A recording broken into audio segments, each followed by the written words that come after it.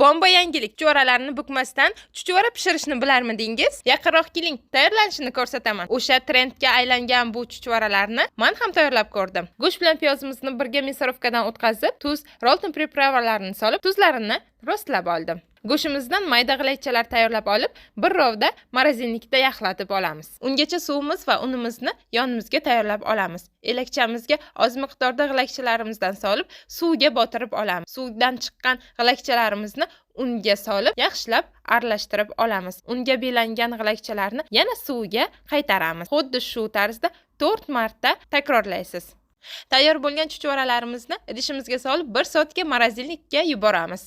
Pelmenlarimiz yaxlaguncha qozonimizga suvni solamiz. Suvimizga rolton priprava, tuzlarimizni solib yog' solamiz va ularni qaynatishni boshlaymiz. Qaynagan suvimizga pelmenlarimizni solib qaynatib olamiz. Mana tayyor chuchvaralarimiz juda ham ajoyib bo'lib chiqdi. Kechki ovqatga oz vaqt qolganda tayyorlab uydagilaringizni hayron qoldirishingizga va epchil kelin ekanligingizni isbotlashingizga imkon yaratadigan taom.